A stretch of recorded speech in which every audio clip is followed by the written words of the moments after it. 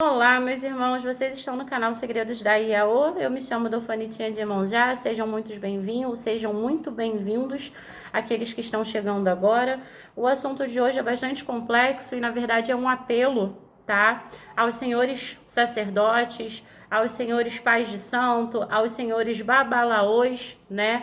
Que acabam perdendo parte do seu tempo em redes sociais para poder difamar, para poder apontar, para poder dizer que está errado a fé alheia, tá? O culto alheio, né? Para aqueles que não se doam o tempo para de fato mostrar o que é o sagrado e para de fato mostrar o que é ser de orixá, tá? Então é um apelo que eu vou fazer aqui para os mais velhos, para os ebomes, para que vocês se atentem sobre as suas próprias atitudes, né? E saber se realmente as atitudes que cada um tem, ela está de acordo com que o culto ao orixá passa, que é humildade, que é amor, que é respeito ao próximo, de todas as formas, de todos os aspectos, tá? Inclusive da própria espiritualidade do outro, da fé do outro, né?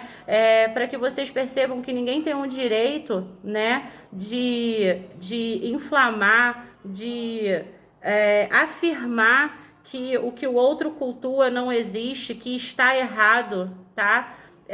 Eu vou ler um texto que eu postei ontem no Facebook e que está tomando uma proporção positiva, né? Isso é bom, porque eu percebo que as pessoas se identificam, que estão cansadas desse disse-me-disse, dessa guerra de egos, de um querer ser melhor do que o outro, porque na verdade não é isso que importa e não é essa mensagem que o sagrado, que o orixá e que Deus possa querer de nós, tá? Aqui na Terra, muito pelo contrário, como eu disse, é respeito mútuo, tá? Pelo próximo, principalmente pela fé e pela forma que o outro escolheu cultuar e que está dando certo para a vida de cada um, e que se não deu, cada um tem o direito de pular, de se movimentar, de buscar algo diferente, mas não afirmar, porque ninguém é o dono da verdade, eu não sou a dona da verdade, ninguém é o dono da verdade, e aqueles que são mais velhos, que deveriam estar ali para nos ensinar, para nos orientar e para nos mostrar sobre o respeito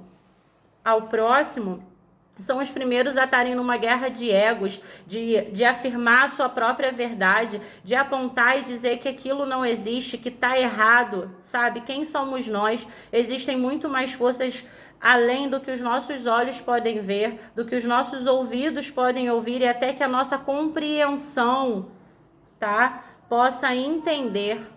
Então, o vídeo de hoje é um apelo. Eu vou estar lendo o texto, eu não vou falar somente, eu vou ler o texto porque eu não quero esquecer de nenhum detalhe, de coisas que eu venho lendo e que eu venho acompanhando nas redes sociais e que me deixa muito triste, né? Porque eu tô nessa religião há tanto tempo e perceber que virou uma guerra de egos e que não, de fato, o importante é passar a orientação para o outro e permitir que o outro faça a própria análise dentro da coerência de cada um, que cada um possa fazer as suas escolhas. Não, as pessoas querem fazer valer a sua própria verdade, mesmo que para isso, né, ele esteja ferindo, ele esteja invadindo a fé alheia, tá? A religião do próximo, a crença do próximo. Então, o mais importante hoje é fazer valer a sua própria verdade. Esse texto hoje vai estar falando sobre isso. É um apelo aos mais velhos, para que eles possam, né, de fato, parar e prestar atenção nas suas próprias atitudes antes de se acharem o dono da verdade e apontar e dizer que o outro está errado. É isso, irmãos. Eu vou ler aqui para vocês, espero que vocês se identifiquem, tá bom? Eu coloquei assim no Facebook: é um tal de o meu culto é correto porque sigo como se faz na África. É um tal de se na África não tem Elegum de Ossan, como na diáspora pode existir. É um tal de afirmar que fulano não vira de santo ou não foi iniciado para tal orixá porque na África não existe esse orixá. É um tal de dizer que 21 dias recolhidos só servem para tirar dinheiro do iniciado. Porque na África os escravos não tinham como ficarem recolhidos todo esse tempo. É um tal de dizer para que saída de orixá? Para que festa de orixá, se na África não tem esse tipo de festejo para o iniciado? Isso é só para zelador ganhar dinheiro aqui no candomblé, na diáspora. É um tal de se acharem o porta-voz do orixá, do sagrado, quando suas atitudes mostram os maus exemplos, pois passam mais tempo se preocupando em apontar o próximo e a fé da religião alheia, do que de fato mostrar nas boas atitudes que é verdadeiramente de orixá. Querido, querida, senhor Babalaô, senhor sacerdote, você não faz como na África, porque você não está lá. Aqui é Brasil. A energia, a vibração, a força, a essência e o amor ao sagrado orixá nunca serão os mesmos. Sinto te informar, Babalaô, você está no Brasil.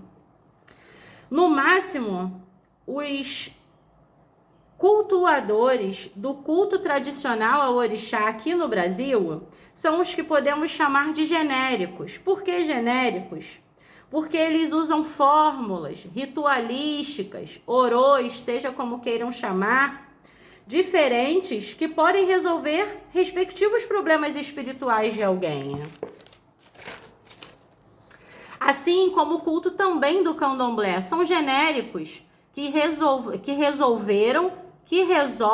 os problemas de muitos. Não podemos desmerecer.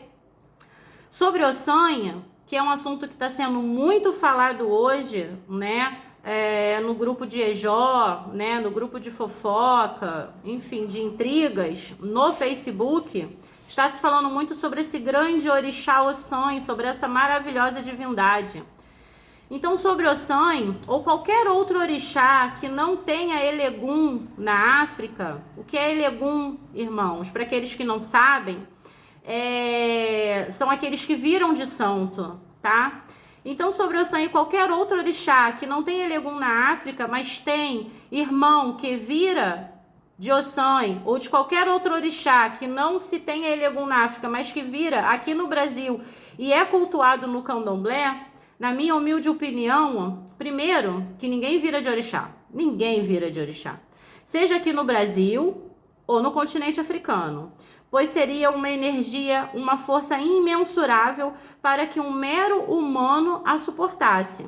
Então, seja qual for a energia que emana um ser humano na África ou aqui no Brasil, está representando uma partícula dessas divindades. É apenas uma representação, uma partícula dessas divindades, desses deuses, e nunca serão os próprios.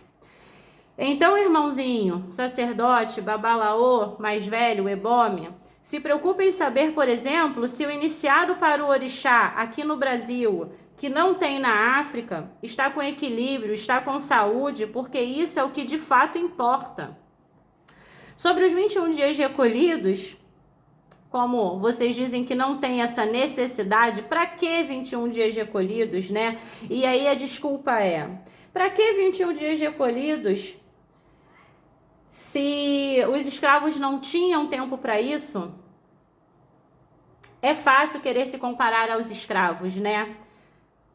É fácil querer se igualar a eles, mas só quando é conveniente, não é mesmo? Por que não aproveita e vive sem internet, sem telefone, sem televisão, sem saneamento básico? Por que não deixa o conforto da sua cama e dorme no chão coberto com palha ou em cima de uma esteira, sem ventilador, sem ar-condicionado? Por que não toma banho de balde e água fria todo e qualquer dia durante o resto da sua vida? Por que não trabalha de segunda a segunda sem folga e sem descanso? Por que não vive na miséria que um dia os escravos viveram? Passaria o dia aqui, irmãos, citando tudo de conforto que você poderia abrir mão para se achar no direito de se igualar ou se comparar à época da escravidão. Desculpa. Nem eu, nem você e nem ninguém podemos mensurar o que eles passaram com tantas dificuldades, necessidades, agressões, abusos que sofriam, e mesmo assim não abandonaram o orixá. A fé era a maior força que os escravos e os negros tinham. Os 21 dias servem para você se preparar espiritualmente e para se libertar do que de fato nos distancia do sagrado orixá.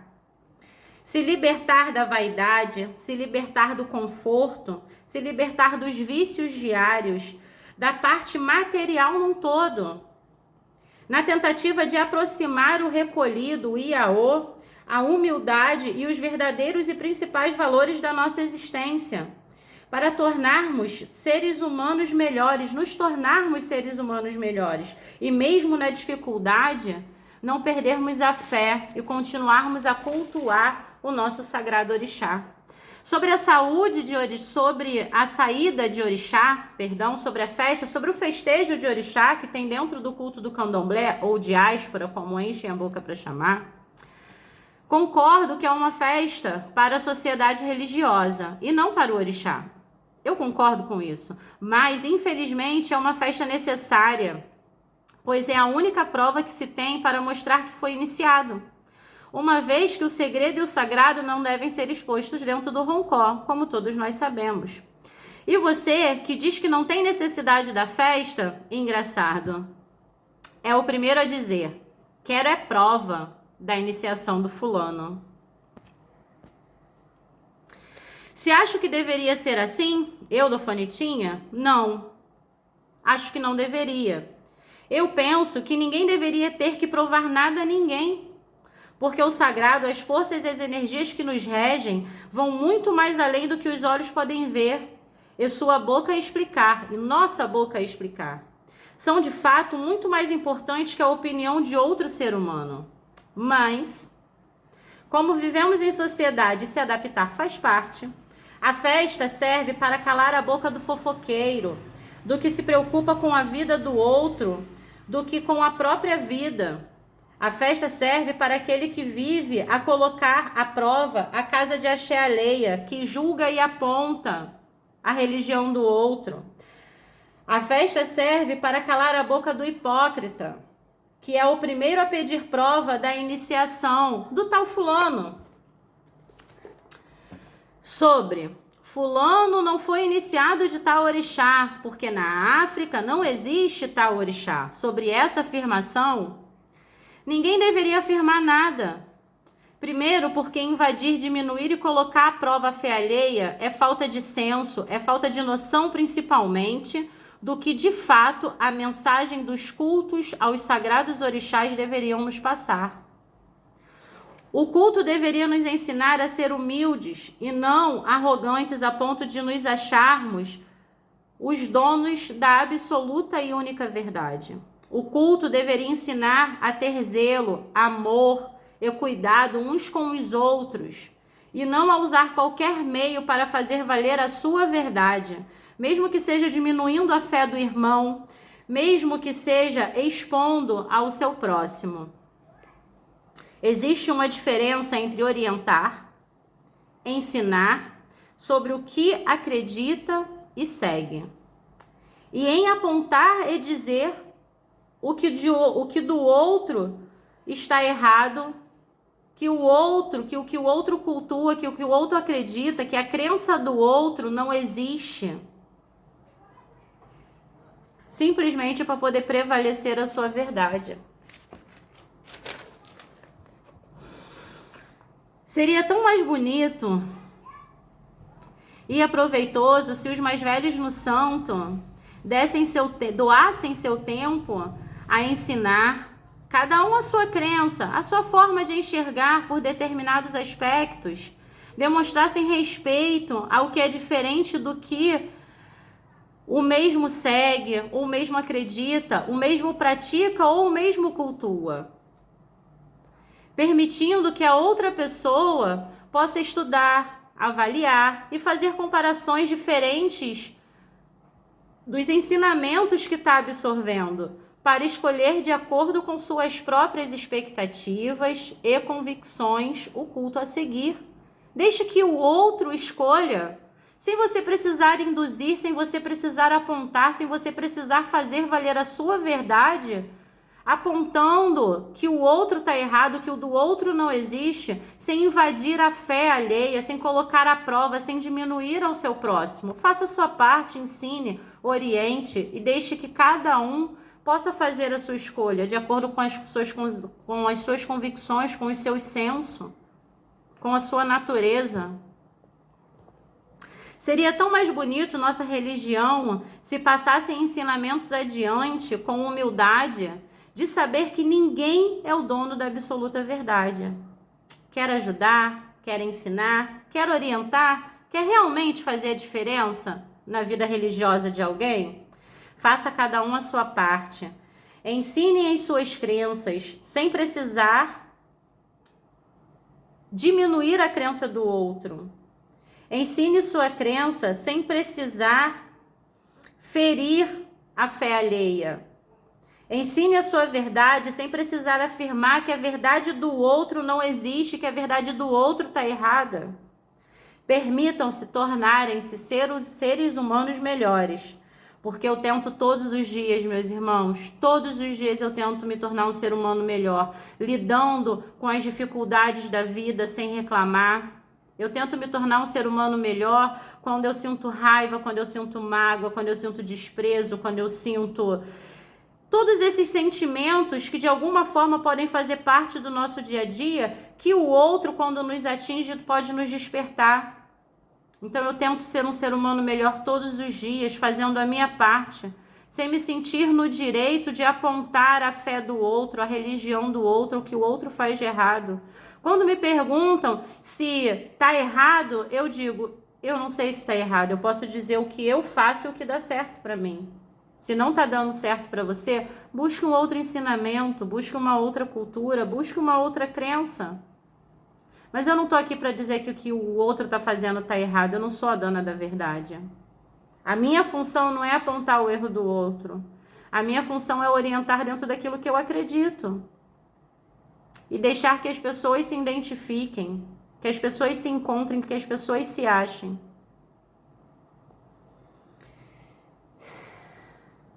Levar a palavra ao sagrado, levar a palavra do sagrado não é uma coisa fácil. Não basta só ser na oratória, não basta ser só falando, né? Nós temos que levar o sagrado ao nosso próximo com as nossas atitudes. Porque são as atitudes que mostram quem nós somos e não o que nós falamos. Fico triste com o que vejo e leio em redes sociais, sim, e tenho certeza que muitos irmãos também. Uns atacando o outro, onde o que de verdade importa não é levar a orientação, não é levar o esclarecimento aos irmãos, e sim fazer valer a própria verdade, mesmo que seja atingindo, afligindo a fé e a crença do irmão. Briga de egos, é só o que eu vejo hoje, na grande maioria.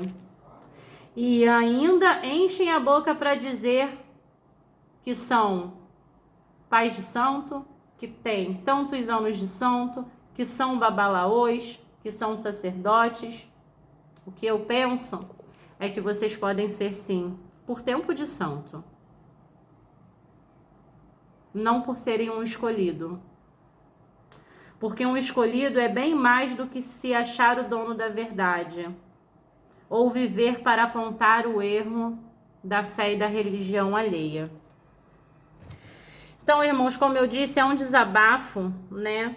E que os sacerdotes que se dispõem a estar aí, um falando do outro, um querendo fazer valer a sua própria verdade em cima da fé do outro, apontando que o orixá de outro não existe, porque na África não existe, porque na África isso, vai se comparar, vai viver como os escravos viviam.